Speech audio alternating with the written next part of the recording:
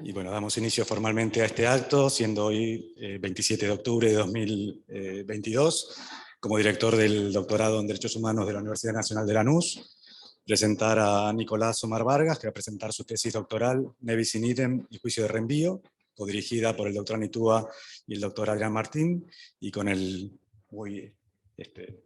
elogiable, y estamos muy agradecidos al tribunal por haber hecho ya el trabajo previo de leerlo y haberle hecho una devolución y estar en este acto ritual que estamos muy contentos de hacer en nuestra sede, ¿no? Volver al territorio después de estos años de pandemia. Así que muchísimas gracias. Te dejo, tenés tus 35 minutos. Así funciona. Hola.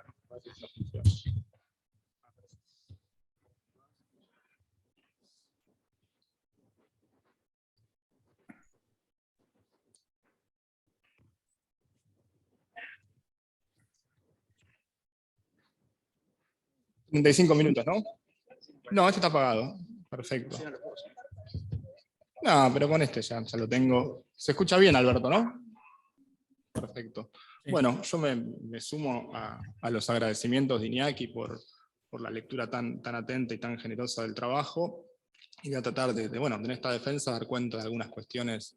metodológicas que era importante, también responder a algunas cuestiones que se plantean en los dictámenes que me parecen más que atendibles. Vamos a empezar por lo más elemental, por lo que ustedes ya saben, que el objetivo central de mi estudio son las respuestas que la jurisprudencia fue dando con relación al rendimiento de la garantía Nevis in idem en los casos de juicio de reenvío.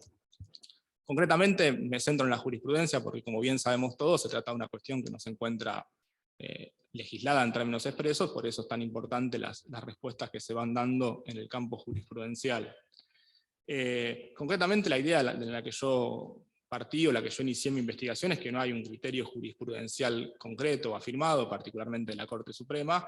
y que a partir de eso, la jurisprudencia puede ir tomando diferentes caminos, y concretamente la pregunta de investigación que me interesaba responder es cuál es el criterio que ha ido exteriorizando tanto la Corte Suprema de Justicia de la Nación como la Cámara Federal y Nacional de Casación sobre el tema, y a partir de ello poder dar cuenta de los diferentes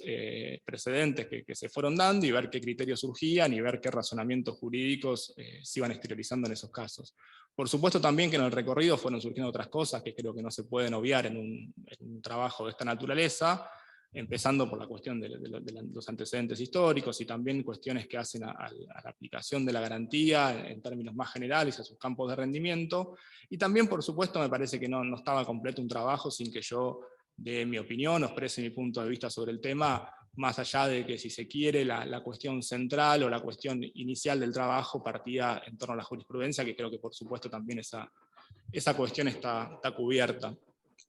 Bueno, los tribunales de los que me ocupo ya les expliqué cuáles son el de la Corte Suprema, las dos cámaras de casación, la nacional y la federal,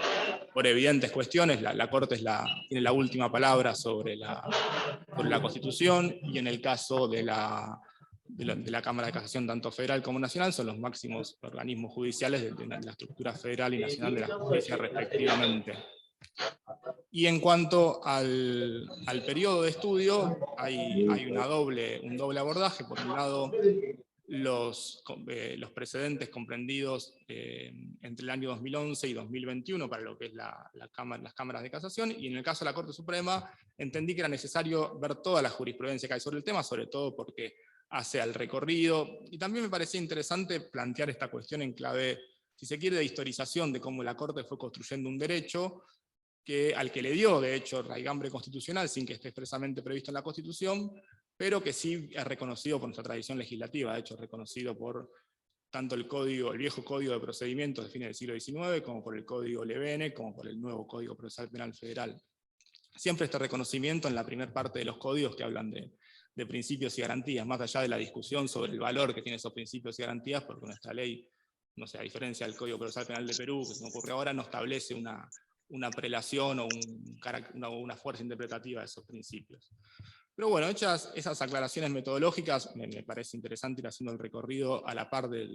la redacción de la tesis. Yo les decía que me parecía interesante comenzar por los antecedentes históricos,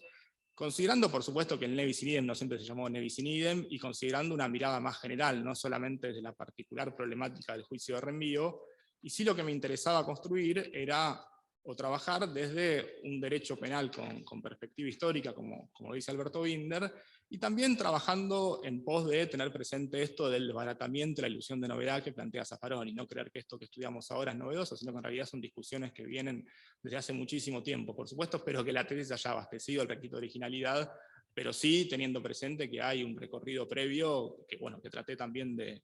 rescatarlo y exponerlo. Y también traté, en la medida de mis posibilidades, de evitar algunas lecturas simplistas que suelen darse cuando quienes pertenecemos al campo del derecho y nos acercamos a la historia, que esencialmente yo las veo enfocadas en encontrar el origen de los derechos y las garantías a partir de la Ilustración, y antes parecía que era todo barro y sangre, o presentar antecedentes de modo inconexo o aislado, con saltos temporales muy grandes, o inclusive también una cuestión que es recurrente, plantear una lectura de los derechos en clave evolucionista, como si los derechos siempre fuesen evolucionando para mejor, cuando en realidad la historia de los derechos, como todos bien sabemos, está llena de marchas y contramarchas. Y en ese sentido trabajé con un enfoque desde dos miradas, desde una historia normativa del derecho, más de lo que hace a la evolución de las normas, su alcance, su interpretación, y también desde una historia social del derecho,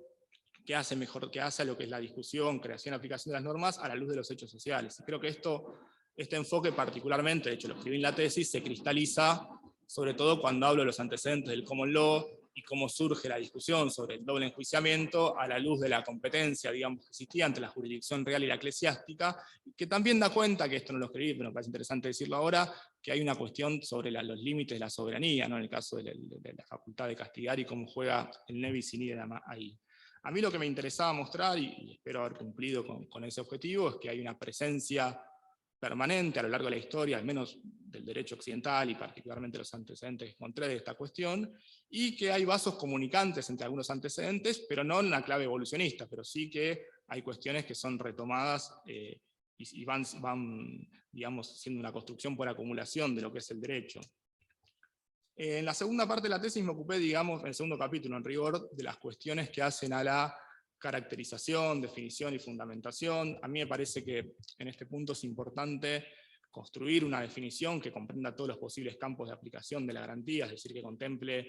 la prohibición del riesgo de una nueva condena por el mismo hecho, pero también el riesgo, bueno, que esta es la cuestión central de mi estudio, de sufrir esa condena, también la posibilidad de que una condena se vea agravada, y que una persona no puede ser sometida a enjuiciamiento por el mismo hecho por dos jurisdicciones autónomas, ni tampoco puede ser sometida dos veces, más allá de que la Corte en algún caso lo permitió, que de hecho está reseñado, dos veces sometida a un proceso de extradición por los mismos hechos. Y también me interesaba dar cuenta de los fundamentos que surgen tanto de la jurisprudencia constitucional como de los precedentes convencionales, que en esencia lo que me interesa rescatar de este punto, que de hecho recientemente la Corte ratificó el anclaje del Nevis in idem como una garantía de seguridad individual para el Estado de Derecho en el caso Kirchner, resuelto el 21 de junio de este año, es la función protectoria que tiene la garantía, o el principio, como se prefiera llamarlo, desde la mirada o desde la situación de la persona que se encuentra sometida en calidad de imputada a un proceso penal. También di cuenta, digamos, de las cuestiones que hacen a los requisitos de identidad para la aplicación, identidad en la persona, que de hecho también la Corte se ocupó de esto en el fallo que mencionaba hace un rato recién, identidad del hecho, identidad en la causa, sobre las que hay en líneas generales acuerdo en el campo de la doctrina. Sí hay algunas discusiones que lamentablemente no es el objeto central, y prefiero focalizarme en las cuestiones de Nevis in idem, en lo que hace el concurso de delitos. De hecho hay un trabajo muy interesante del doctor Rafeca sobre la retención de aportes por parte de los empleadores, que en realidad la hipótesis de trabajo cambió porque ya no existe más el doble sistema de jubilaciones, pero planteaba la cuestión de que había situaciones que encajaban tanto dentro de ese tipo penal, pero también dentro de lo que es el tipo penal previsto en el 173 y 107 del Código Penal, sobre todo en los casos de personas que capitalizaban en el régimen de administradora del Fondo de Jubilaciones y Pensiones y que no llegaba a cubrirse el monto mínimo que exigía la ley en ese momento para que sea delito. Pero más allá de estas cuestiones, me parece importante remarcar esto, que existe un acuerdo en estos tres puntos, y sí que existe un contenido, que mi trabajo gira mucho en torno a eso, sobre lo que es el bis, y qué implica ese bis, qué implica ese nuevo proceso. Y después también la última cuestión que abordé, antes de entrar de lleno en las cuestiones que hacen al juicio de reenvío, son los posibles campos de aplicación de la garantía,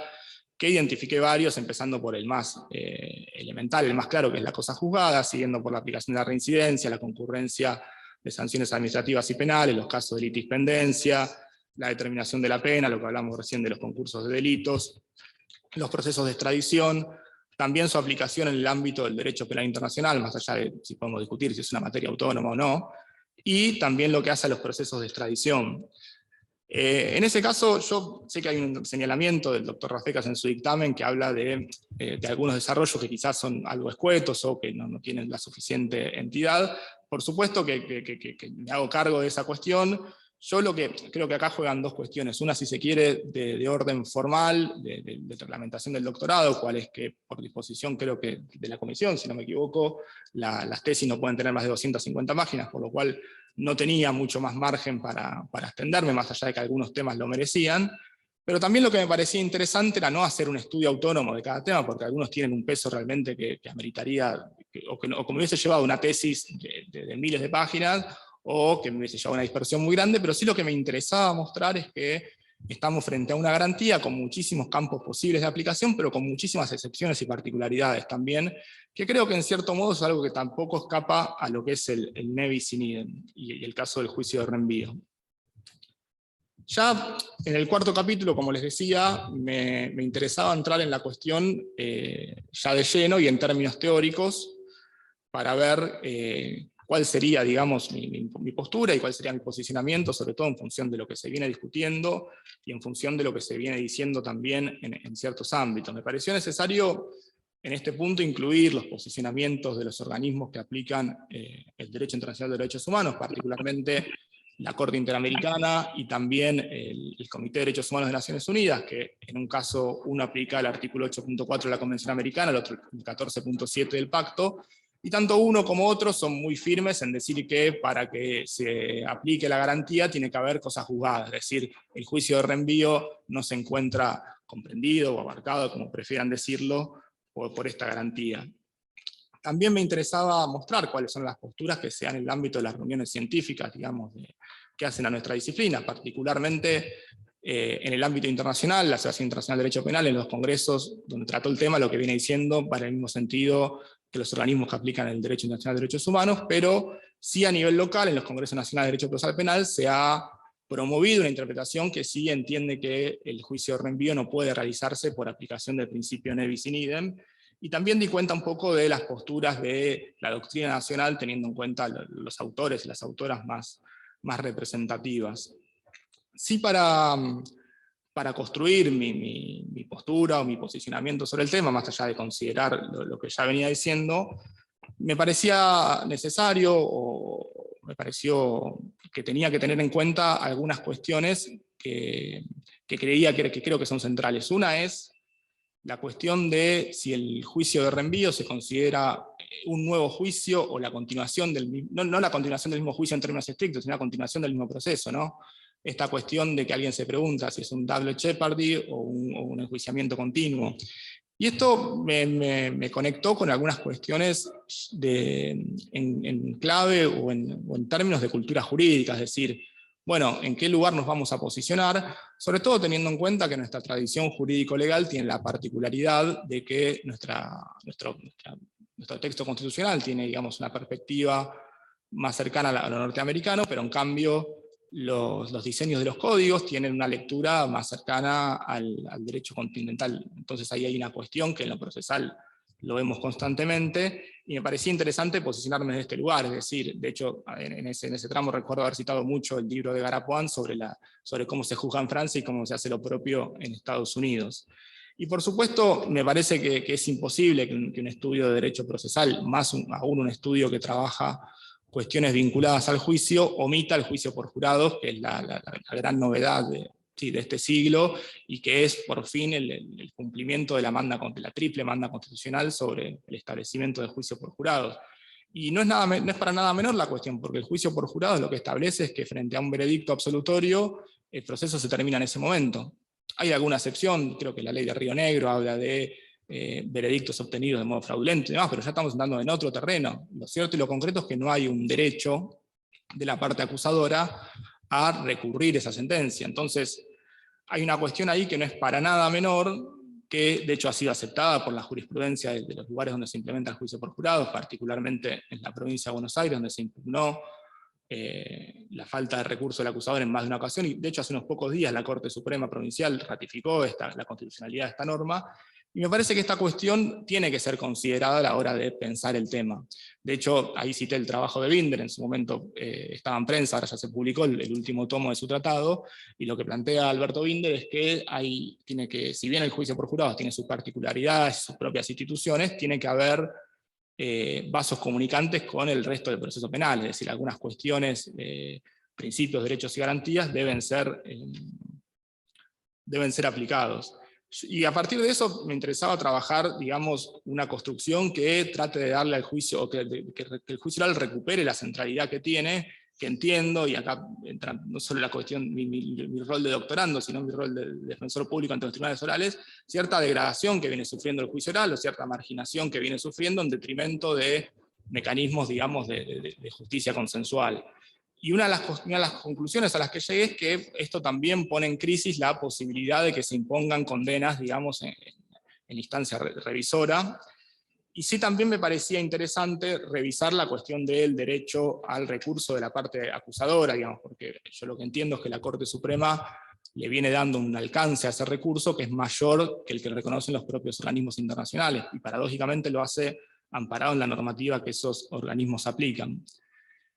Y también me interesaba definir la cuestión de cuándo nace el riesgo de una doble condena. Por supuesto que en un caso de un juicio concluido es más claro, pero sí me interesaba meterme con algunas cuestiones o circunstancias particulares de juicios no concluidos por razones de fuerza mayor. Por supuesto que si es por responsabilidad de la persona acusada es válido que el juicio se redite. Entiendo, y esto es una postura muy minoritaria que le hemos discutido mucho con Adrián Martín, que frente a una propuesta de juicio abreviado, eso puede ya considerarse, cuando uno habla de una propuesta, cuando se presenta formalmente el escrito, más allá de las negociaciones y las particularidades que tiene como instituto, la formalización, digamos, dentro de una causa, ya genera un riesgo de condena, inclusive también eso genera la posibilidad de que se pueda absolver, entiendo que se pueda absolver, más allá de que nuestra ley, o la ley procesal nacional no lo permite, como sí lo hace la provincia de Buenos Aires. En resumen, digamos, este recorrido, que estoy planteando de modo muy resumido, lo que me ha llevado a plantear es que ningún juicio que culmine con una sentencia absolutoria pueda ser reeditado, y lo que planteo es que el Estado, o que quien acusa, sea un acusador privado o particular, tiene una única oportunidad para obtener la condena, y un poco según esta construcción, digamos, considerando el juicio por jurados y considerando también un tratamiento igualitario para todas las personas que son sometidas al proceso penal, porque el jurado está establecido siguiendo la tradición francesa para los crímenes, que son los delitos más graves, más allá de que no hay una definición unívoca. Quienes adoptaron el juicio por jurado, las jurisdicciones que lo hicieron, se inclinaron o por los delitos más graves, o por una pena en expectativa, en algunos casos de 15, 20 años según la jurisdicción, pero siempre queda claro que es para aquellas conductas más graves. Por supuesto que es difícil pensar un sistema de administración de justicia que pueda resolver todos los conflictos mediante jurados. No parece tan fácil en este contexto, pero sí creo, como decía antes, que algunas cuestiones que hacen a su implementación tienen que ser consideradas. Por supuesto que también dije alguna cuestión del tema de las nulidades y cómo juegan en relación al juicio de reenvío, porque parece que según el tipo de nulidad que se trate, sería válido no reeditar el juicio, y esto en realidad yo creo que lo que pierde de vista es que las nulidades tienen una función de tutela, esencialmente, de la persona que se encuentra sometida al proceso penal, ¿no? Es un poco la tensión, digamos, que atraviesa el proceso penal entre la eficiencia y los derechos. Esas cuestiones, digamos, en esencia son las que hacen a mi postura, y ya entrando en lo que es la jurisprudencia, voy a empezar obviamente por la jurisprudencia de la Corte para seguir el orden expositivo, traté de presentarla historizando por periodos. Me parecía que era interesante, sobre todo tratándose de un tema en el que hubo tantas marchas o contramarchas o criterios zigzagueantes, ir viendo cómo iban cambiando estos criterios o por qué razones la Corte iba dejando atrás sus propios precedentes o retomándolos. Y aquí me parece que hay una cuestión sobre la que quiero detenerme un poco, que es cuál es el estándar o cuál es la doctrina que surge de la jurisprudencia de la Corte Suprema sobre la cuestión que nos convoca. Y acá las posturas, digamos, yendo al campo de la doctrina, se posicionan en diferentes lugares, y desde ya la doctrina también reconociendo las dificultades que tiene el tema para su estudio. En el caso de Alberto Binder, lo que él entiende es que hay un estándar vigente a partir de la jurisprudencia de Alvarado y Sandoval, a partir del cual no se puede admitir un recurso de la acusación, sea pública o particular, contra una sentencia absolutoria, y plantea el profesor Binder que este precedente nunca fue derogado por la Corte Suprema, que inclusive la Corte lo sostiene, pese a lo que dijo la Corte Interamericana en el caso Mohamed con Argentina. Hay otras posturas, digamos, más mesuradas, si se quiere, como la del profesor Pessoa, que entiende que no hay una doctrina firme sobre el tema, o por caso también Mariano Bertelotti dice que la Corte ha cambiado mucho en los últimos años, y esta cuestión también me interesa abordarla ahora, por lo cual es una cuestión a considerar. Creo que estamos frente a un tema en el cual los cambios de criterio o de posicionamiento están un poco a la orden del día, y creo que inclusive la propia Corte, cuando ha ido resolviendo algunas cuestiones, sea en un sentido o en otro, no ha tomado definiciones lo suficientemente categóricas, sino que ha dejado algunos espacios abiertos. Y concretamente, yendo al criterio actual de la Corte, yo creo que hay una mayoría precaria, si se quiere, o débil, en torno al criterio de que no se puede reeditar un juicio una vez que se haya realizado de forma válida. Y yo creo que es precaria porque la conformación actual de la Corte nos da cuenta de que de los 4 jueces que la integran, hay 2 de incorporación más reciente al tribunal, sobre los cuales no conocemos su opinión sobre el tema. Yo, según lo que investigué, no se expresaron, digamos, en términos académicos, y tampoco le hicieron ninguna sentencia. Las veces que tuvieron la posibilidad de hacerlo, de hecho ahora salieron algunas más en estos meses, siempre optaron por aplicar el certiorari negativo del artículo 180 del Código Procesal Civil y Comercial, y sí nos queda el caso de Lorenzetti, que a partir de sus votos en Giglio, en Sandoval y en Kang, se puede entender que la garantía ne bis in idem protege frente a un riesgo de condena cuando hubo un juicio válidamente realizado. En el caso de Maqueda, la postura de él, en cambio, me parece más restrictiva, porque el caso donde él da cuenta de esta posibilidad de que un juicio no pueda ser reeditado es en el caso Berbeque, que es un caso por demás particular, porque es un caso en el cual entre la culminación del juicio y la sentencia, uno de los jueces se jubiló, por lo cual tenía ciertas particularidades. Esto me lleva a mí a pensar y a creer, como lo escribí en su momento, que no hay una doctrina consolidada en la Corte Suprema sobre el rendimiento del ne bis in idem en los casos de juicio de reenvío. Si consideramos algunos de los casos que recién mencionaba, Giglio, Saldovan o Kang, hay 2 jueces que se inclinan por postular, ¿no? Lorenzetti y Maqueda, que un juicio ordenado luego de una absolución no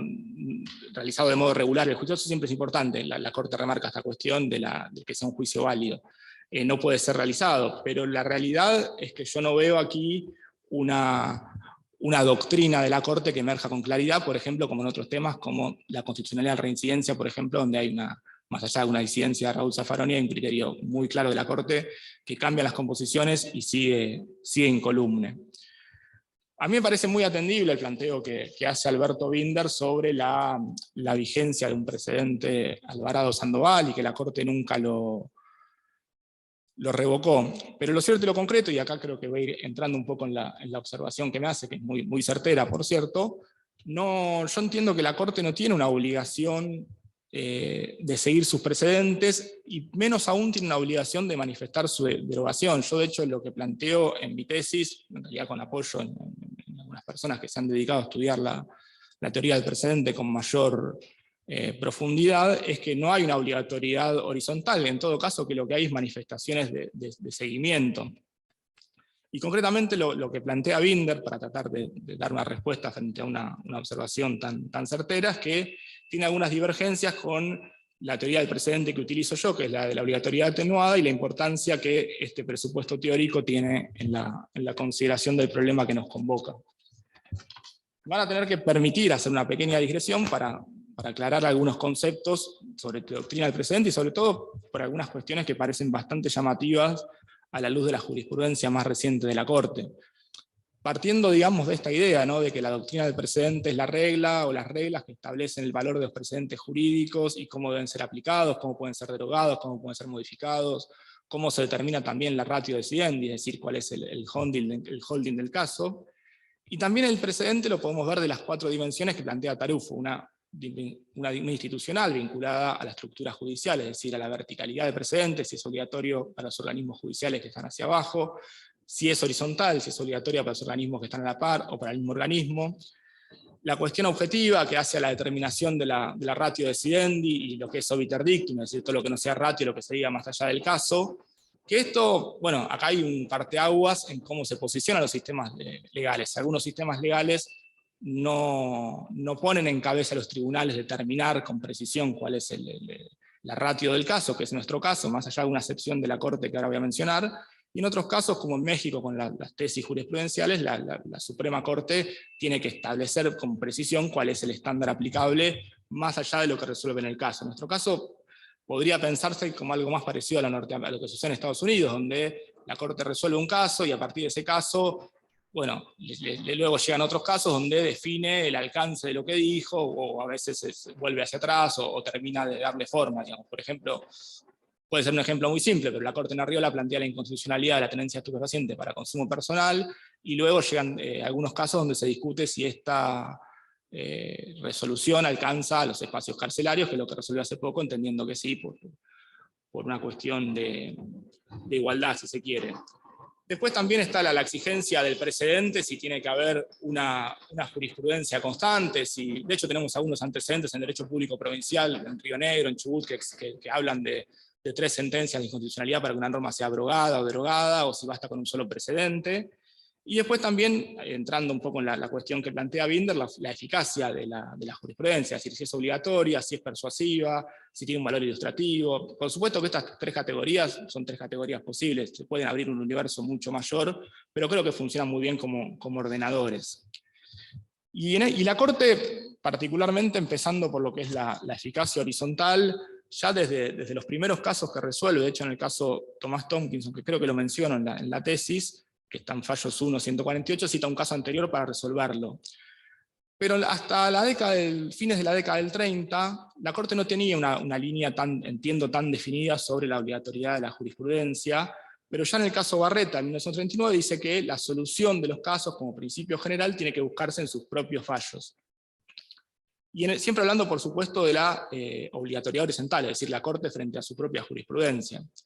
Y ya en el caso Barreto, la Corte del año 2006, mucho más cerca en el tiempo, la Corte lo que plantea es la justificación del cambio del precedente cuando hayan razones graves de justicia, por las lecciones de la experiencia o por las circunstancias históricas. Pero sí pone, y esto lo hace en Arte Radio Televisivo en 2014, la carga de la prueba, o mejor dicho, la carga de la necesidad de cambio de precedente en la parte que lo alega, es decir, en principio la Corte parecería decir, bueno, este es nuestro criterio, quien pretende conmoverlo debería darnos razones para cambiarlo, más allá de que también lo podemos cambiar por nuestro propio criterio. Que esto es un poco lo que sucede en la cuestión del ne bis in idem, y yo creo que esta cuestión de la falta de obligatoriedad absoluta de la Corte en relación a sus propios precedentes se debe a muchas razones, entre ellas al propio carácter político de la Corte, ¿no? Como decía el doctor Petracchi, que por supuesto, según los posicionamientos que asuman, según la lectura que hagan del texto constitucional, quienes ocupen un lugar en la Corte Suprema, cambia la interpretación que hacen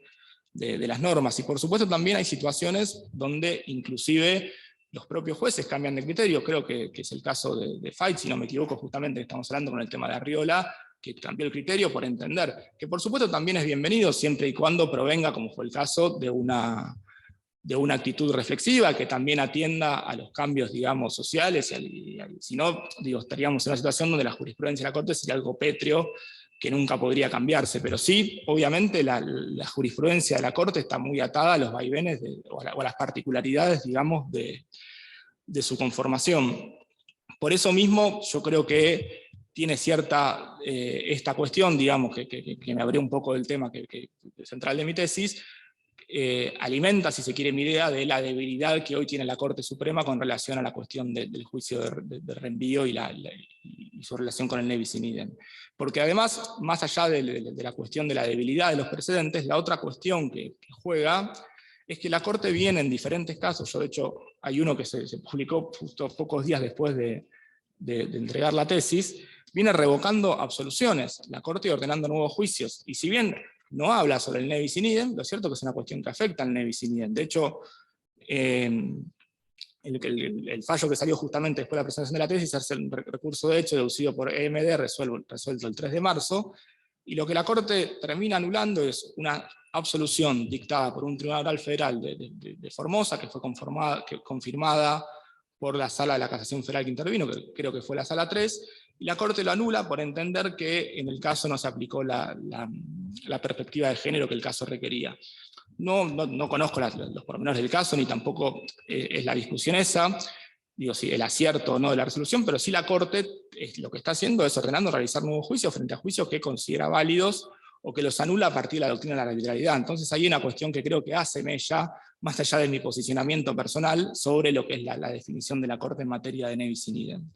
También le resta un poco de fuerza a la postura de la Corte el hecho de que viene, que eso sí cuenta en la tesis, dándole el carácter de derecho con raigambre constitucional o convencional al recurso de la parte acusadora. Creo, que estas cuestiones hacen un poco, o son un poco consecuencia de la dispersión que existe en los fallos de la Corte, o que la Corte va abordando diferentes temas, y que no siempre se logra construir respuestas que sean armónicas en su conjunto. Pero tampoco creo, y acá ya entramos en el territorio de la eficacia vertical, digamos, de los fallos de la Corte, que los tribunales, digamos, inferiores o que estén por debajo de ella estén obligadas a seguir sus fallos de modo, digamos, sin opción. Por supuesto que yo creo que puede haber razones más que atendibles para que exista una obligatoriedad vertical de la jurisprudencia constitucional, que podríamos pensar en cuestiones de igualdad, inclusive en el propio rol de la Corte Suprema, en cuestiones de economía procesal y demás. Además es una tesis que tiene defensores de la talla de Vidal Campos, Agüez, digamos, Bianchi, actores muy sólidos en lo que es el derecho constitucional, pero lo cierto y lo concreto creo que hay un punto débil de la cuestión, es que no tenemos una norma expresa que así lo disponga. Tuvimos una en la Constitución del 49, el artículo 95, que hablaba de la competencia casatoria de la Corte Suprema y que decía que la interpretación que haga de los códigos y la Constitución era obligatoria para los jueces de todo el país. Tuvimos una ley, que es la ley 24.463, de materia previsional, que decía que es obligatorio seguir en materia de seguridad social lo que la Corte diga para los jueces inferiores, y paradójicamente la Corte, cuando interpretó esta norma en el fallo González, dijo que en realidad los jueces se podían apartar del criterio de la Corte si aportaban nuevos argumentos, más allá de que esta ley terminó siendo derogada por la ley 26.025, y de hecho fue declarada inconstitucional también por la Cámara Federal de la Seguridad Social. No recuerdo si en pleno por alguna sala, pero también tuvo esa situación. Pero más allá de esto, yo creo que hay una situación, que es a tener en cuenta, que estamos pasando en una transición, si se quiere, del posicionamiento que adopta la Corte Suprema, que la Corte Suprema creo que quiere ir de lo que es una obligatoriedad atenuada a una obligatoriedad, en términos más intensos. Y concretamente, si nosotros hasta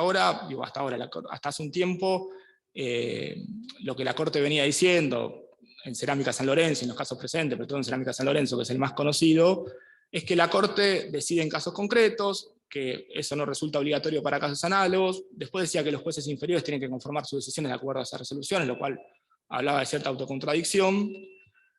Pero a partir de 2019 se produce un quiebre donde la Corte asume una posición más audaz, si se quiere, en materia de obligatoriedad, y esto comienza, o yo por lo menos encuentro el origen, en el fallo Espíndola, que es una sentencia sobre plazo razonable que exhorta al Poder Judicial de la provincia de Buenos Aires para que se reduzcan los plazos del proceso penal. Y en otro caso, que es Volkswagen con provincia de Misiones, también reitera esta línea, pero sobre todo el más importante, y ahí yo les decía que hay una excepción a lo que es el modo en que se establece el precedente, que es el caso Farina, que en el caso Farina lo que la Corte hace es interpretar cuál es la interpretación correcta a la luz de la Constitución del artículo 67, sexto párrafo, inciso B del Código Penal. Concretamente, si interrumpe la prescripción, las sucesivas confirmaciones de la sentencia condenatoria. La Corte lo que dice es que no, Pero lo que aquí me interesa, más allá del acierto de la resolución, es que la Corte dice que esta interpretación es de aplicación obligatoria para todos los tribunales del país, y los que no lo hacen incurren o avanzan en una doctrina contra leyes. De hecho, la parte resolutiva de la sentencia dice que esto es de seguimiento obligatorio para todos los tribunales inferiores. Inclusive no hace referencia a esta cuestión de a menos que aporten nuevos fundamentos. Hay una disidencia de Rosenkrantz, de hecho, que plantea esto, que la Corte no puede asumir funciones casatorias, y hay un último caso que es Vilte, que es del 3 de marzo de este año, y la Corte lo que dice es que es intérprete supremo de la Constitución, como todos bien sabemos, y que si bien es cierto que la Corte decide en casos concretos, dice que los jueces deben, aún ante la falta de una norma que así lo disponga, conformar sus decisiones de acuerdo a lo que resuelva la Corte. Y esta obligación se sustenta en la responsabilidad que tiene la Corte, textual lo dice, como titular del Departamento Judicial del Gobierno Federal, de acuerdo al artículo 108 de la Constitución, y por razones de igualdad, seguridad jurídica, celeridad y economía procesal. A mí me parece, digo, más allá de que esto nos abre un poco del tema de estudio, pero que es central, digamos, para lo que es el acatamiento de la jurisprudencia constitucional, que puede dar razones muy válidas para establecer la obligatoriedad del precedente, pero creo que tiene que existir una norma. Sinceramente, lo vengo pensando, no sé si tiene que ser constitucional o alcanza con una ley del Congreso Nacional, pero creo que sería interesante eso, porque la lectura que yo hago del artículo 108, porque ahí es una lectura muy literal, pero en realidad en ningún momento plantea que la Corte tiene esta facultad. De hecho, en otros países de la región, ya hablé de Perú, de México, de Brasil, la obligatoriedad del presente se estableció o por reformas constitucionales en el caso de Brasil, o por reformas legales en otros casos. Sí tenemos, para ser justo, un caso que es el caso de Colombia, donde a partir de la interpretación de la frase "el imperio de la ley como fuente del derecho", la Corte Constitucional, ya de hace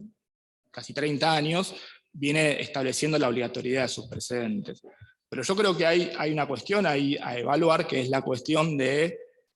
si la Corte puede avanzar en este sentido. Y después, por supuesto, que esto ya me excede demasiado, pero toda la cuestión de cómo se define un precedente, cuántos fallos, si alcanza un solo fallo o alcanza más de un solo fallo, si el precedente tiene que ser cercano del tiempo o no. De hecho, la Corte, en el caso Bandera Vecinal del 18 de febrero del 2020, planteaba como algo necesario esto de que el fallo sea reciente, pero sí me parece esta cuestión de que no hay, digamos, ni una obligación intensa, ni en términos horizontales ni en términos verticales, de que la Corte siga su jurisprudencia, y me parece que era un punto que tenía que justificar. Sí hay una cuestión aquí que me gustaría volver hacia atrás, que me quedó pendiente, sobre la falta de seguimiento del propio precedente, que es muy particular la situación que se da, que la Corte se contradijo en muy pocos meses, de un modo muy notable. Concretamente se trataba de dos casos en los cuales se reclamaba por casos de mala praxis a hospitales o clínicas, centros de salud que estaban en quiebra, y lo que reclamaban las personas que habían promovido la demanda es la inconstitucionalidad de la ley de quiebras, porque pretendían tener un privilegio para poder cobrar primeros en orden de prelación, o tener un orden de prelación mejor que el que la ley les asigna. La Corte resuelve un primer caso, que es Asociación Filantrópica Francesa, 3-2, y dice que no hay un derecho al privilegio, ratifica la constitucionalidad de la norma. Tiene un segundo caso, que es Institutos Médicos Antártida, unos meses después, y en este caso lo que la Corte dice, lo que sucede es que el juez Rosenkrantz se excusa porque tenía algún vínculo previo con uno de los participantes del litigio, y se convoca a una conjueza para que defina, y la conjueza revierte el criterio de la Corte. Es decir, la Corte ahora pasa a decir, en este caso, que sí que la ley es inconstitucional y que corresponde que se aplique el privilegio. Sinceramente, yo no conozco muy poco el tema de concursos y quiebras, y no se trata de ver el acierto o no de la resolución, sino de ver la precariedad, digamos, que existe en torno a los precedentes de la Corte Suprema, y cómo esta cuestión también debe ser considerada a la hora de pensar en su obligatoriedad. Y después hay algunas cuestiones para volver al tema, digamos, de Nevis in idem. En lo que hace a la jurisprudencia de la casación, yo lo que traté, más allá de las limitaciones que he mencionado en términos objetivos de extensión, me parece que era demasiado farragoso hacer un análisis de cada uno de los casos, y que excedía el objeto de la tesis, pero sí me interesaba mostrar obviamente las posturas que surgían al interior de cada organismo, y hay un criterio mayoritario que entiende que el juicio de reenvío no se puede realizar, que no hay una vulneración al Nevis in idem. Hay, por supuesto, algunas voces que sostienen lo contrario, entre ellos la doctora Ledesma, pero el criterio general es este. Y yo creo que esto se debe a 3 razones. Una es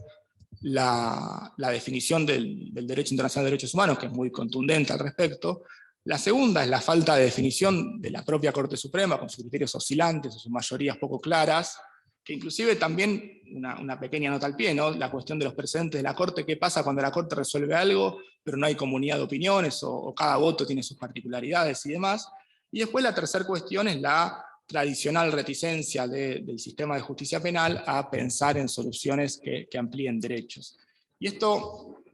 se vincula con la aclaración o el comentario que me hizo la doctora Ledesma sobre las razones por las que considero, que lo tenía marcado por aquí,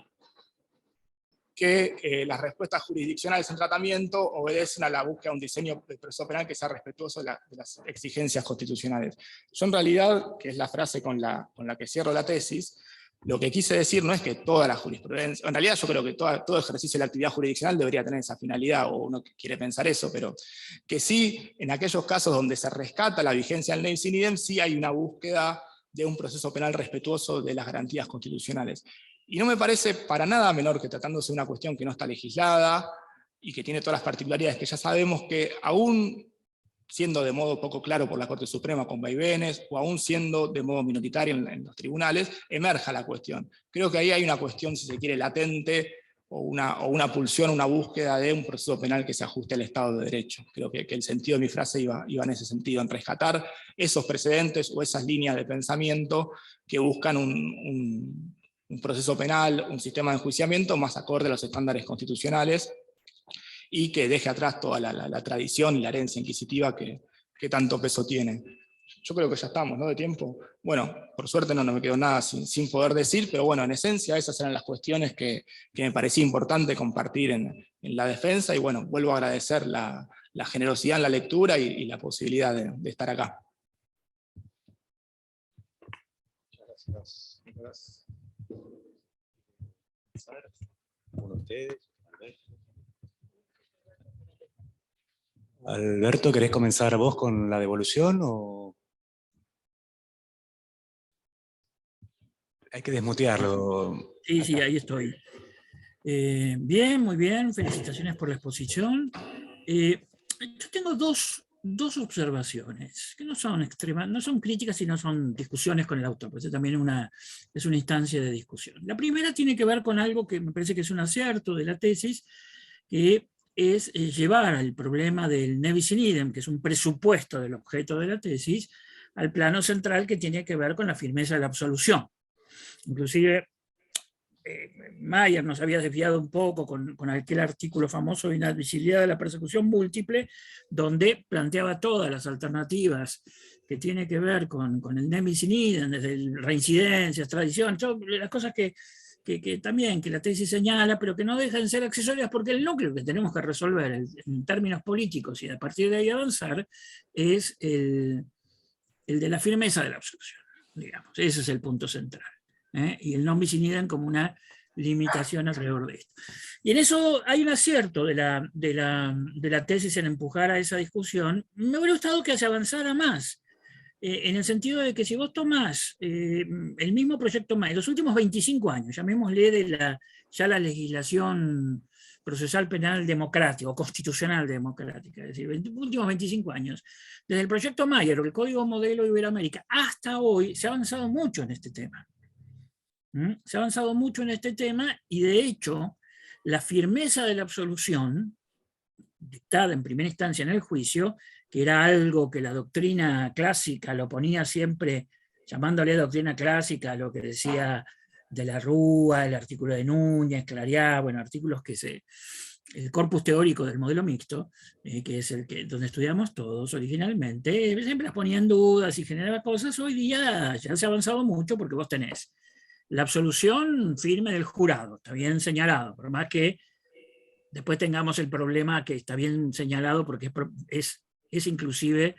un problema para el derecho anglosajón con el hung jury, y si eso es non-liquid o es una afectación al non bis in idem. Dejémoslo ahora. Pero tenés la firmeza del jurado. En la legislación mayoritaria se ha roto Hoy la legislación procesal argentina se ha roto la bilateralidad de los recursos de un modo como no estaba en el Código Modelo o en el Proyecto Mayer. Hoy los casos de impugnación del acusador público y privado son menores que los de la defensa. Y hay muchos casos en los cuales la sentencia absolutoria, aún de jueces profesionales, queda firme sin posibilidad de recursos. Menor de 3 años, divergencias entre digamos, entre la pena solicitada y la pena impuesta. Bueno, eso no es un caso de absolución, pero es un caso también de restricción a la impugnación del fiscal, pero sí tenés muchos casos en la legislación procesal moderna, sobre todo en los códigos de provincia, donde ya la absolución, por ejemplo, cuando la acusación ha sido menor a 3 años, no tiene ningún tipo de recurso. Y también hay limitaciones, otras limitaciones que son el resultado de esta nueva vigencia del non bis in idem, que tiene que ver con el hecho de que aún en el reenvío, por ejemplo, la pena anterior queda firme, es decir, no hay posibilidad de devolver la pena, y la absolución dictada después del reenvío ya también es irrecurrible. Es decir, que si hoy uno tuviera que decir, en 25 años se ha modificado sustancialmente la doctrina, la vigencia del non bis in idem, que en esto una aclaración sí tiene base legal porque está el Pacto de San José, que forma parte de nuestro bloque de constitucionalidad. El 8.4 trae una referencia específica al non bis in idem como principio constitucional. Entonces, hoy día tendríamos que decir, ¿sí?, en el estado actual de nuestra legislación procesal se ha avanzado mucho en la firmeza de la absolución y en las limitaciones al reenvío fundadas en esa absolución. Yo lo que veo, y esto me conecta con lo segundo, es una observación para dialogar un poco sobre este tema. En lo que veo en cuanto a lo segundo, es que a la jurisprudencia le cuesta entender esto. La jurisprudencia sigue hablando como si estas cosas no hubieran pasado. Porque si empezamos a decir, ojo, que la afectación de la absolución tiene que ser fundada en alguna razón de excepción, bueno, será cuestión de que la jurisprudencia empiece a señalar cuáles son las razones de la excepción. Que eso es por eso yo, como se llama, le doy tanta importancia al presidente Sandoval Alvarado. En realidad los argumentos están en Alvarado, por más que se vuelve mayoría en Sandoval, por eso esas cosas locas que hace nuestra Corte, pero porque si aceptamos eso como precedente, la discusión empieza a ser distinta. ¿Cuáles son las excepciones a la firmeza de la absolución? Ese es el debate que yo creo que es el debate central, pero ya nos manda a otro lugar. No sigo sin estar de acuerdo con la concepción de la teoría del presidente, porque la teoría del presidente no es un problema de técnica. Obviamente, yo creo que es muy distinto a lo que se llama el modelo de doctrina legal casatorio, que es un modelo de interpretación de la ley, lo que eran los fallos plenarios nuestros, que eso es un modelo de avance sobre digamos, la independencia judicial, porque lo que trata es fijar una interpretación auténtica, y si eso lo alejas del Parlamento, se vuelve totalmente, yo más bien diría que una ley que establezca la interpretación y la doctrina legal, es decir, la interpretación legal obligatoria por parte de la Corte, esa sería inconstitucional, no lo contrario. Ahora, el precedente,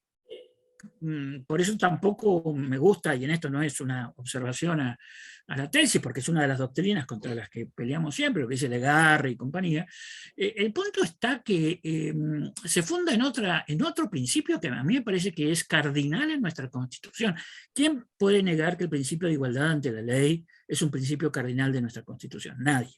El principio de igualdad general estamos discutiendo, pero que el principio de igualdad de la ley, aún en sus versiones más formales, es un principio cardinal de nuestro sistema constitucional, yo no encontraría ningún constitucionalista que no lo diga. Ahora bien, la derivación del principio, una de las derivaciones más importantes del principio de igualdad ante la ley, es que ante un caso análogo o un caso similar me tienen que dar la misma respuesta. Si está habilitado que ante casos iguales yo puedo dar cualquier respuesta, entonces, ¿cuál es el sentido de la igualdad ante la ley?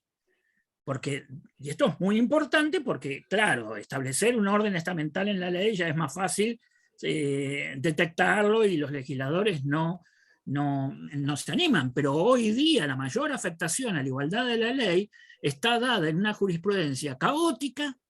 que se ha convertido en un baldazo de inseguridad jurídica sobre la vida social y sobre todo un baldazo de arbitrariedad sobre las reglas más básicas de la Constitución. Entonces allí donde yo creo que la doctrina, ahí me pongo ahora en la misión de la doctrina, la función de la doctrina, todos como doctrinarios, y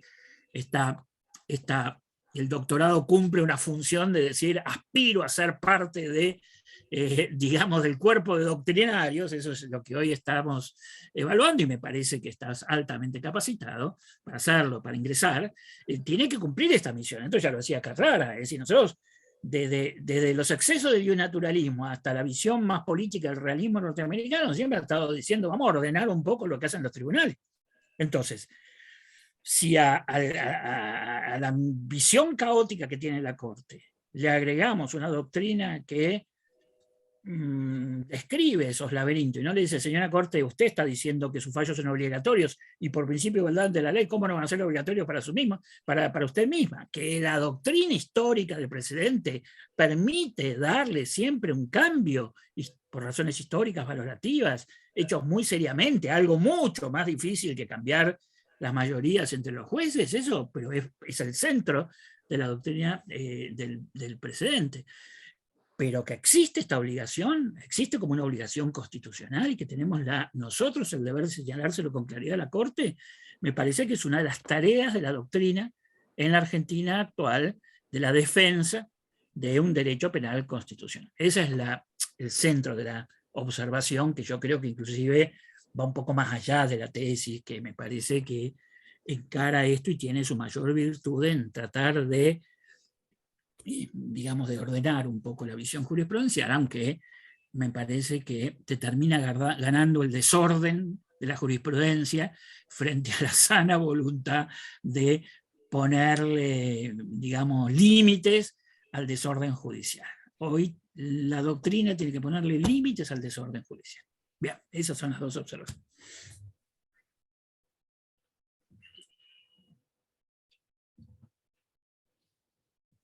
Bueno, también primero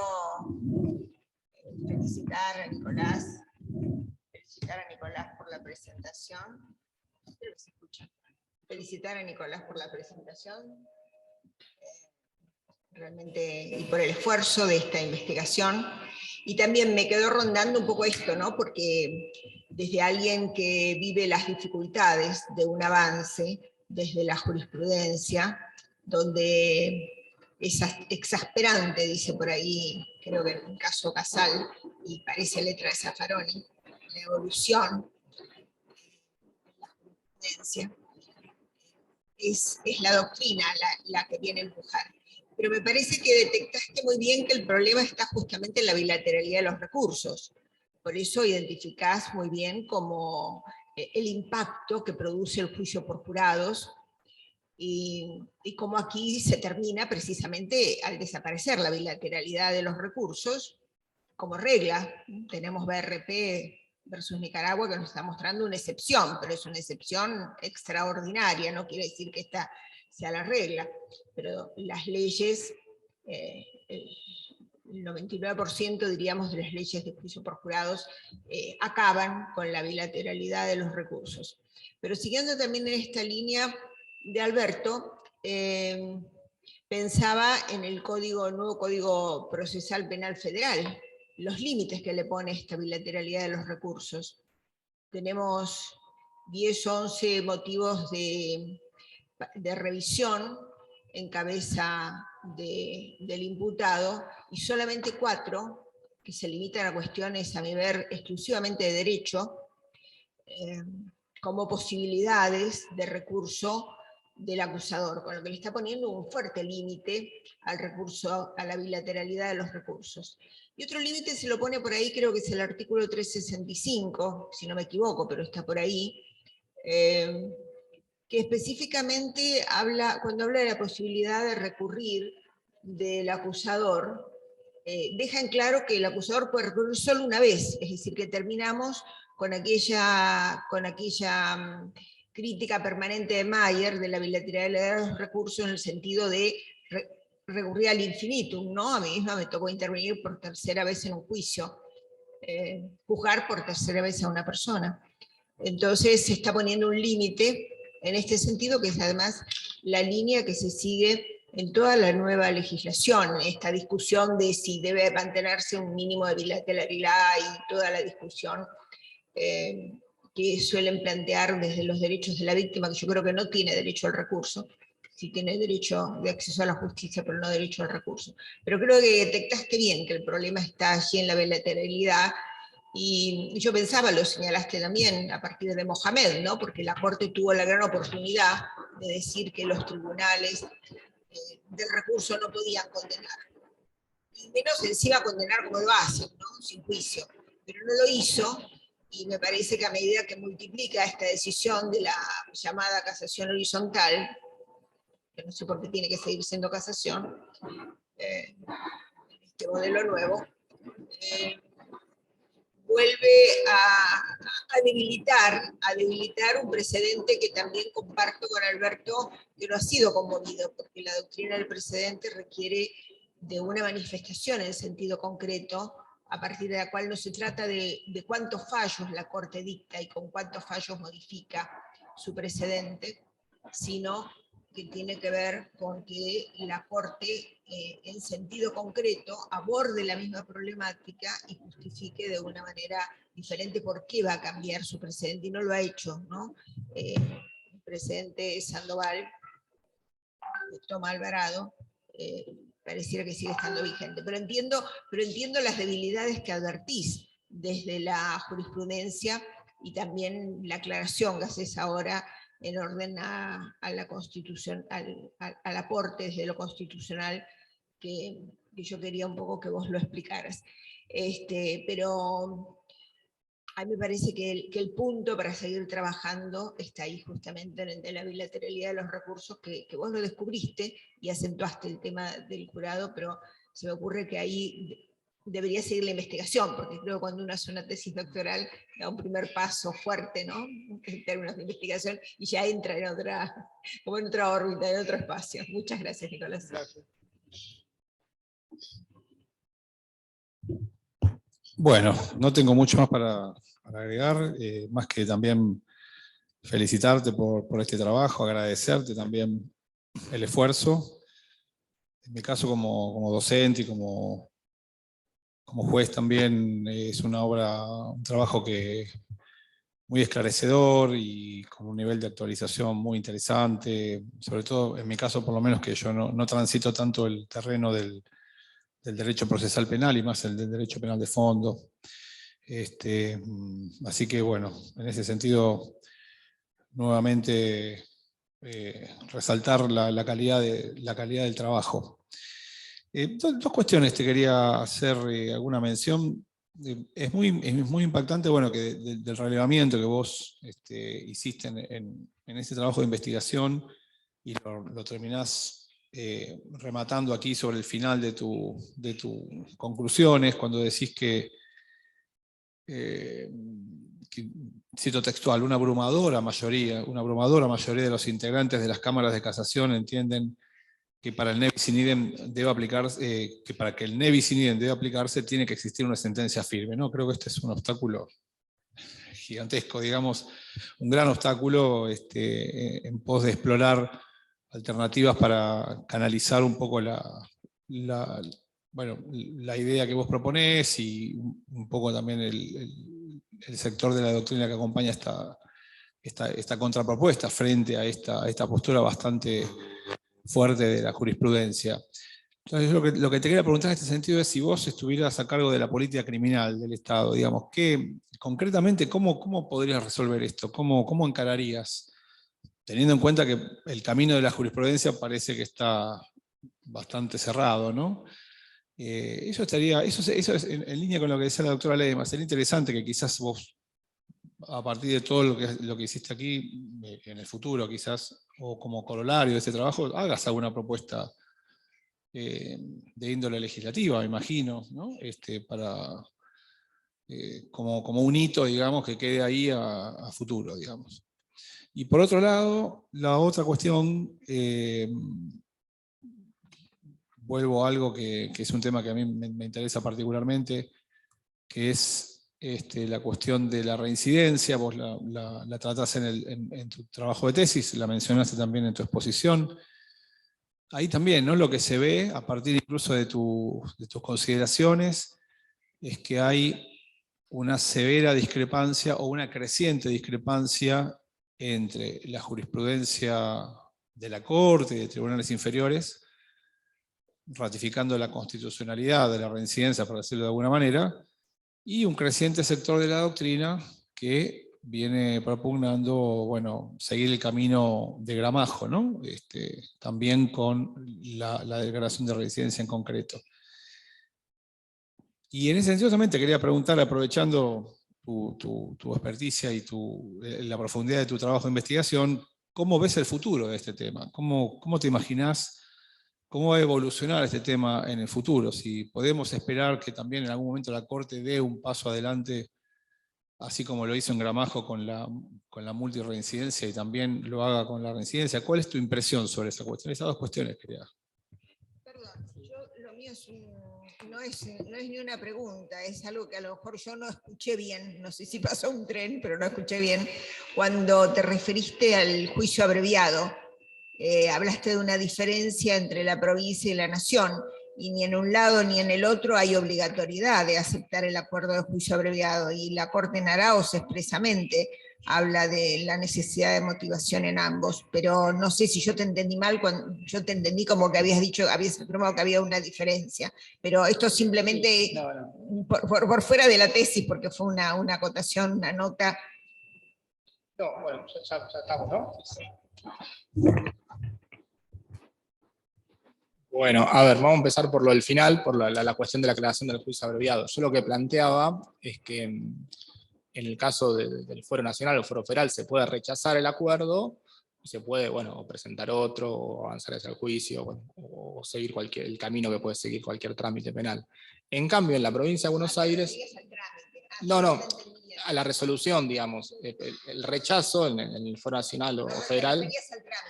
A que se haga lugar o no al trámite abreviado. Claro, pero ¿en qué? No el fondo de la cuestión. Claro, que se haga lugar, pero ¿en qué términos también? Porque mientras en la justicia nacional se puede hacer lugar, homologar el acuerdo, dictar sentencia o rechazarlo, en la provincia de Buenos Aires, en cambio, se puede absolver. Y eso no me parece menor la diferencia, sobre todo si, desde mi concepción, que entiende a la propuesta de juicio abreviado, cuando es formulada... Sí, depende del criterio. Yo lo que veo es que en algunos casos absuelvo. Es un problema de la mentalidad de los jueces. No, sí, de hecho, Adrián Martín lo hizo en Florit, en un caso que se llama Florit. Sí, pero bueno, no todos los jueces se llaman Adrián Martín y Ángela Ledesma, pero la realidad es que lo que muchos plantean, no, pero sí en la provincia de Buenos Aires se permite expresamente, pero sí, digamos, el punto al que a mí me interesaba tocar, digamos, vinculado con la tesis, es que yo entiendo que el juicio abreviado implica un riesgo de condena, más allá de que no sea un juicio, que habría que poner otro nombre en realidad. Podría poner, no sé, condenas composicionales o negociadas, el nombre que mejor le parezca. Pero sí que implica un riesgo de condena. Entonces, si una persona se encuentra frente a la posibilidad de ser condenada en un juicio abreviado aceptando la propuesta, y después creo que la solución o es la absolución o la homologación, no el rechazo llano y la posibilidad de que continúe abierto el camino, digamos, del trámite. Esa es la cuestión. Ahora, yo digo, ya entrando, digamos, en la cuestión, en las observaciones en términos generales, y tratando de no dejar nada afuera, yo creo que hay un punto de contacto entre lo que plantea usted y lo que plantea Binder sobre algunos puntos centrales para resolver este tema, y que desembocan un poco en lo que me proponía o me sugería Daniel, de cómo pensar esto, bueno,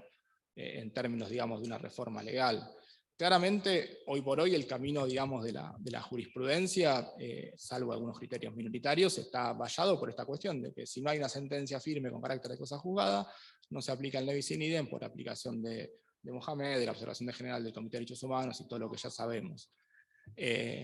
A ver, acá hay posibilidades, digamos, dentro del campo de las hipótesis hay muchas, que la jurisprudencia de la Corte tome un rumbo y en el sentido contrario al que viene sosteniendo, o más firme al que viene sosteniendo, y esto permea a los tribunales, pero yo creo que en realidad la salida a esto es una reforma legislativa. El problema que tenemos, yo creo, es que tenemos una cultura judicial que está más cercana a la cultura judicial que a lo que hablaba Garapón de Francia, donde el proceso es interminable, para decirlo desde un modo quizás muy poco académico, pero muy concreto, donde es el recurso, de la revisión, y donde inclusive las creaciones pretorianas, como la casación horizontal y la posibilidad de condenar por pasión positiva y demás, hacen cada vez que sea cada vez más largo este recorrido. Y a su vez también hay una lectura, yo creo que es saludable que el sistema penal les dé a las víctimas un lugar de dignidad, que reconozca sus derechos, por supuesto, porque históricamente la tendencia fue tratarlas como un objeto y no como un sujeto de derechos, pero sí coincido, y bueno, de hecho lo escribí en la tesis, en que no tienen un derecho al recurso contra la sentencia absolutoria en los términos, digamos, que la Corte lo viene dando. El problema también es que la Corte, como siempre entiende que tiene que intervenir cuando hay una cuestión federal, o más aún cuando abre el juego con la cuestión de la arbitrariedad, que le da mucho más margen, siempre deja abierta la posibilidad del recurso. Entonces, yo creo que la solución es claramente en términos legislativos, y en principio, quizás me equivoque, creo que no requiere una mayor elaboración, sino que es trasladar el funcionamiento de los modelos de juicio por jurado en su variante popular, que funciona en Buenos Aires, en Neuquén, en Entre Ríos y en otras tantas provincias. Que el principio general es un juicio que culmina con una absolución, se termina ahí. Después puede aparecer el caso de los juicios farsescos, o una sentencia obtenida de modo irregular y demás. Ahora, todos, bueno, tienen muchísimos años en el sistema de justicia, saben que no es algo que pasa habitualmente, que por supuesto puede pasar, y ahí estamos en otro terreno, pero creo que la solución iría por ahí. Ahora, la plausibilidad, digamos, o la posibilidad de que estas soluciones sean tomadas, y acá me parece más difícil la cuestión. De hecho, yo en alguna nota al pie conté que en países del common law se está empezando, digamos, a poner en duda, o hay alguna cuestión que pone en crisis la irrevisabilidad del veredicto absolutorio. Creo que nada, son las grandes cuestiones con las que tiene que lidiar el sistema de justicia, pero que también es una cuestión que ahí señalaba Alberto, que me parece que es muy, muy clara, que el sistema de justicia algunas cosas las ve con mayor atención, otras no las ve con tanta atención, o las deja de lado, mejor dicho, a la hora de resolver. Y la realidad es que sí, ya desde el código Levene tenemos límites objetivos al recurso del acusador. Como también había límites objetivos al recurso de la persona imputada que fueron declarados inconstitucionales. Los límites al recurso del acusador, hasta donde sé, son pacíficamente aceptados. Ni siquiera hace falta, digamos, ir a los modelos de juicio por jurado, que serían, digamos, como el máximo de eso. Bueno, y la definición, por supuesto, que da la Corte en Arce, pero yo creo que la solución, digamos, o una propuesta, digamos, que se adapte, digamos, a mi lectura de la cuestión, iría por una reforma, sí, que elimine la bilateralidad de los recursos y elimine todos estos problemas de estos trámites que habla Garapón, de que el juicio pierde centralidad también, porque si en el juicio absuelven, pero después en casación condenan, pero después revisa otra sala de casación, pero después también hay un recurso extraordinario, y la Corte dice que se tiene que volver a hacer, y es una cosa eterna, y después hay situaciones, de hecho algunos casos dan cuenta, o lo que decía recién la doctora, que intervino por tercera vez en un caso, donde termina siendo una cuestión totalmente absurda, digamos, para los usuarios del servicio de justicia o de cara a la sociedad, que termina siendo imposible inclusive de entender, a veces para nosotros mismos, sin hablar para quien lo observa de afuera. Pero yo creo que una reforma legislativa debería considerar esta cuestión, digamos, eliminar la bilateralidad de los recursos con las particularidades que hoy implica en un terreno donde las víctimas vienen ganando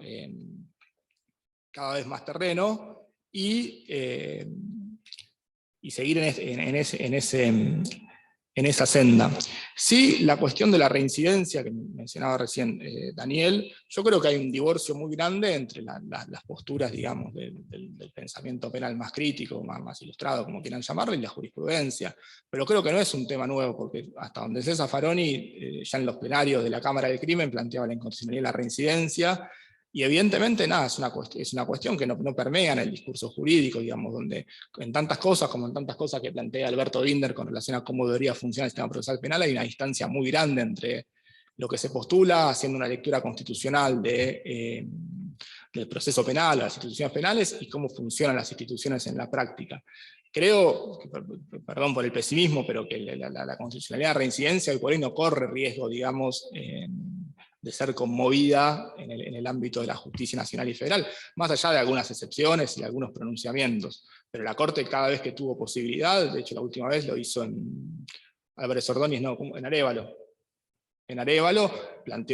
volvió a ratificarlo, sobre todo también aprovechando esta posibilidad que tiene la Corte de elegir qué y cuándo resuelve, en un momento donde se discutían estas cuestiones en el debate público. Sí, me gustaría, me quedan un par de minutos, ¿no? Contestar algunas cuestiones de la teoría del precedente. Yo coincido en que es importante asegurar la igualdad ante la ley. Creo que es complejo asegurarlo en nuestro contexto, primero por esta gran dispersión de la jurisprudencia, donde parece que cada quien puede decir a veces lo que le parece, y también por la dispersión legislativa que tenemos, porque tenemos tantos códigos procesales como provincias y la Ciudad Autónoma de Buenos Aires y a nivel nacional y federal. Yo creo que hay otra dimensión, digamos, de análisis que no hay que tener en cuenta. Lo que sí, perdón por el desorden, pero vinculado un poco con la cuestión que hablábamos recién de la reforma legislativa, yo creo que las provincias tienen la obligación de adaptar su sistema de administración de justicia a los postulados constitucionales, por aplicación del artículo 5º. De hecho, hay un montón de fallos donde la Corte ha dicho, por ejemplo, que obligar a los jueces a jubilarse a los 70 años es inconstitucional, donde ha dicho en la década del 80 que jueces nombrados por disposición del Poder Ejecutivo no podían ser nombrados de esa manera por necesidad transitoria. Digamos, la Corte trata de, sobre todo después del regreso a la democracia, ha tratado de ir encarrilando estas cuestiones, y yo creo que el juicio por jurados no es ajeno a eso. Yo creo que las provincias tienen la obligación, más allá de que la Corte en Canales no fue, según mi parecer, lo suficientemente clara, y cuando hablamos de implementar el juicio por jurados, creo que ahí entran estas cuestiones de eliminar la bilateralidad de los recursos, establecer ciertas cuestiones. Por supuesto que esta es una lectura muy personal, de hecho yo creo que juicio por jurados tiene que venir acompañado de unanimidad en los veredictos, y la Corte lo que dijo es que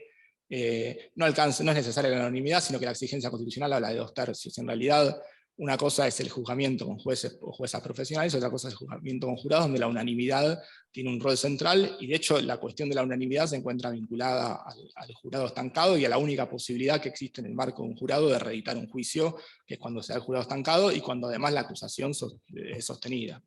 Pero ahora sí, volviéndolo al precedente, yo sí coincido, creo que efectivamente, como dice Alberto, hay una cuestión de técnica a la cual yo me aproximé, que no es para nada menor, que sería interesante ver cómo se va perfilando y definiendo esta cuestión, pero creo sinceramente que la jurisprudencia de la Corte, al menos en este campo, y ahora sí entrando particularmente en la cuestión de mi tesis, no termina de dar, a mí me encantaría, porque bueno, ya conocen mi postura y la tuvieron que leer, que dé definiciones más concretas o más certeras, pero creo que deja una sensación de gusto a poco, y que estos precedentes o esta línea jurisprudencial que puede construirse, se construye con muchísimo esfuerzo y con muchísima incertidumbre también, porque no sabemos hacia dónde puede ir la jurisprudencia de la Corte con su integración actual, o si se implementan algunos de los cambios que andan en danza de conformación o demás, menos aún. Pero bueno, creo que en esencia son esas cuestiones. Ya estamos, ¿no? Creo que no me queda nada sin contestarles. Vuelvo a agradecer muchísimo la lectura y los comentarios generosos. Sí, una cuestión que yo decía que el problema que discuto no tiene base legal. Digo, no tiene base legal en el sentido de que no hay una norma que hable sobre la imposibilidad de hacer reenvío, las consecuencias del reenvío. Por supuesto que el Nevis in idem tiene un reconocimiento y anclaje legal. Hoy mencionaba no solo los instrumentos de derechos humanos, de hecho Alberto hablaba del 8.4 de la Convención, o el 14.7 del Pacto de Derechos Civiles y Políticos, sino también los propios códigos procesales, como lo reconocen los principios, más allá de que, creo que Barrio decía que, bueno, pusimos algunos principios en los primeros artículos del código, que algunos tienen raigambre constitucional y otros no, lamentablemente no aclaró cuáles, por lo cual nos queda la duda sobre la fuerza que se le dio al Nevis in idem. Pero ahora sí, yo creo que no queda más nada para decir, les agradezco nuevamente muchísimo la paciencia, y bueno, espero haber evacuado todas las consultas. Ahora, previo a que pase a deliberar el jurado, le podemos dar la palabra al codirector de la tesis. Bueno, es difícil decir algo acá sin ocupar el lugar del jurado, que no me corresponde, así que por ahí lo que puedo hacer es decir 2 o 3 cosas más de derecho penal de autor que de acto, y un poco dar cuenta, y estimo que Iñaki va a compartir conmigo, porque codirigimos, que el proceso fue como muy sencillo y muy enriquecedor desde nuestro lado. A veces la función del director o de la directora de tesis es abrir nuevos horizontes, generar propuestas de bibliografía,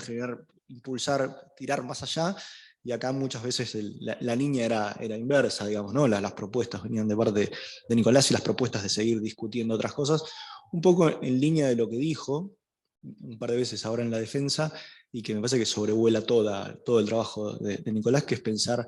estas cuestiones como procesos culturales. Y entonces ahí es donde la cuestión quedamos atravesados por dos líneas culturales marcadamente distintas, que son en todo caso tipos ideales, porque se mezclan y se matizan y se tironean, y a través del tiempo vuelven a tironearse. Yo soy más pesimista que Nicolás respecto de la reincidencia. La semana pasada en una presentación hablamos con Zaffaroni y recordábamos que el plenario Guzmán, en cuanto a cuánto tiempo para considerar a alguien reincidente, terminó 11-11. Hoy la Corte hace un mes, 2 meses o 3 meses, dijo que requerir 2/3 no es correcto. Digamos, retrocedemos. Entonces, a través tal vez de las cuestiones del punitivismo, que siempre está un poco a la mano, y de la burocracia, que también está también a la mano, las líneas culturales me parece que estamos un poco peor que antes. Me parece que, recuperando esto, y para cerrar, lo que hace Nicolás me parece que es trabajar bastante en eso, y voy a discrepar con Alberto, en que no es que a partir de ahora puede formar parte de la doctrina, digamos, va a tener un cartón probablemente, esperemos, pero me parece que ya forma parte largamente de la doctrina, porque Nicolás hace 2 años defendió la tesis de maestría, que extrañamente, o por lo menos contrariamente a lo que se suele hacer, que es seguir profundizando, es una tesis que no tenía nada que ver, digamos, que es otra cosa muy distinta que esta, que es trabajar sobre la defensa pública. Entonces, pensando en la defensa pública, trabaja una tesis de doctorado sobre Nevisinidis y juicios de reenvío, viene trabajando ya profundamente sobre juicios por jurados, con muchas publicaciones en ese sentido, así que me parece que lo que nuclea un poco y lo que explica un poco el proceso es que me parece que está pensando mucho más allá de problemas concretos, sino en términos de tradiciones culturales que nos atraviesan. Así que el agradecimiento de mi parte, Nicolás, porque yo sigo aprendiendo y aprendí un montón de cosas en los 2 procesos, además. Así que poco para agregar, también agradecerte por habernos convocado a este proceso que concluye con este producto, que es una tesis, el cartón eventualmente, pero también con un doctor, y un doctor en Derechos Humanos. Digo, acá comencé este recorrido como director de Nico, y termino también como director del doctorado,